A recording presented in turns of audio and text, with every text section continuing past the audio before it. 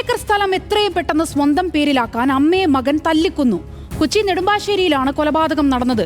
കൊല്ലപ്പെട്ട അനിതയുടെ മകൻ ബിനുവിനെ police arrest ചെയ്തു. നെടുമ്പാശ്ശേരിയിൽ നടന്നത് കാലങ്ങളായി ആസൂത്രണം ചെയ്ത ഒരു കൊലപാതകമായിരുന്നു. സ്വത്ത് തട്ടിയെടുക്കാൻ വേണ്ടി മകൻ അമ്മയെ തല്ലിക്കൊന്നു. പോലീസ് അന്വേഷണം കൃത്യമായതുകൊണ്ട് മാത്രമാണ് ഈ കൊലപാതകം വെളിച്ചത്ത് കൊണ്ടുവരാൻ കഴിഞ്ഞത്. അല്ലായിരുന്നെങ്കിൽ ഇതൊരു സാധാരണ മരണമാകുമായിരുന്നു.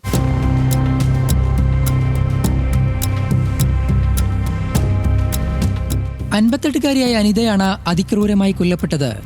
നവംബർ 30-നാണ് അനിതയെ വീടിന് പുറത്തുള്ള നനകല്ലിന് സമീപം കുഴഞ്ഞു വീണ നിലയിൽ കണ്ടതെന്നും ആശുപത്രിയിൽ എത്തിച്ചെങ്കിലും അമ്മയുടെ ജീവൻ രക്ഷിക്കാനായില്ലെന്നും മകൻ ബിനു പോലീസിനോട് പറഞ്ഞിരുന്നു. എന്റെ കൈക്കുഞ്ഞിന് പാല് കൊടുത്തോണ്ടിരുന്ന സമയത്ത് ഒരു ഒച്ച കേട്ടു എന്നുള്ളൊരു പ്രത്യേക സൗണ്ടാണ് അമ്മയുടെ. സൗണ്ട് കേട്ട് ഓടി ചെന്നപ്പോൾ അമ്മ വീണു. ഞാനപ്പോൾ തന്നെ അമ്മയെന്ന് വിളിച്ച് ബഹളം കേട്ട് കഴിഞ്ഞപ്പോൾ എൻ്റെ ഭർത്താവ് ഓടി വന്നു.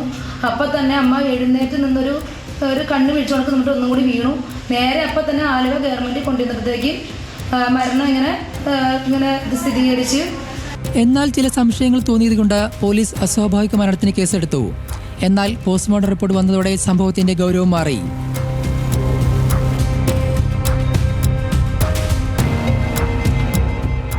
തലയ്ക്കും ശരീരത്തിനും മറ്റ് ആന്തരികാവയവങ്ങൾക്കും മറ്റു ക്ഷതത്തെ തുടർന്ന് ആന്തരിക രക്തസ്രാവം ഉണ്ടായതാണ് മരണകാരണമെന്ന് റിപ്പോർട്ടിൽ വ്യക്തമായി. പോലീസ് നിരീക്ഷണത്തിലുണ്ടായിരുന്ന അനിതയുടെ മകൻ ബിനുവിനെ കസ്റ്റഡിയിലെടുത്തു.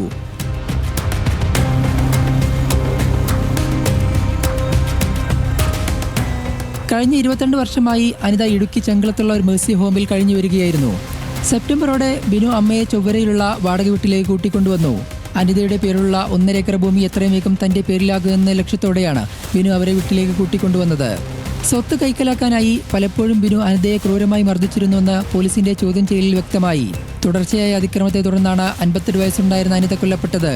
ജില്ലാ പോലീസ് മേധാവി എം ഹേമലതയുടെ മേൽനോട്ടത്തിൽ DYSP T R. Rajesh, inspector R. Rajesh, SI SS Sreela തുടങ്ങിയവരുടെ നേതൃത്വത്തിലായിരുന്നു അന്വേഷണം.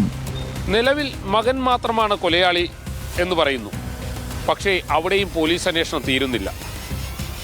ഇയാളുടെ ഭാര്യയ്ക്കും ഇതിൽ പങ്കുണ്ടെന്ന സംശയത്തിലാണ് പോലീസ്. ആ രീതിയിലും അന്വേഷണം മുന്നോട്ട് പോകുന്നുണ്ട്. ഷാഹിൻ ആന്റണി, ന്യൂസ് മലയാളം, കൊച്ചി.